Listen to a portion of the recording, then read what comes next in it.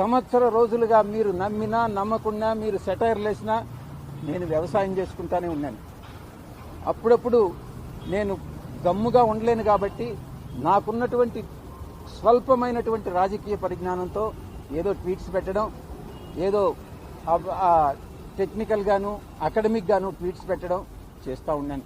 అంతేగాని నేను జగన్మోహన్ రెడ్డి గారిని విమర్శించడమో లేకుండా ఉంటే ఇంకొక రాజకీయ పార్టీని విమర్శించడమో నేను చేయలే.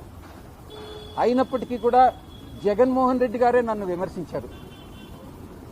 ఆయన నేను ప్రలోభాలకు లొంగానన్నారు.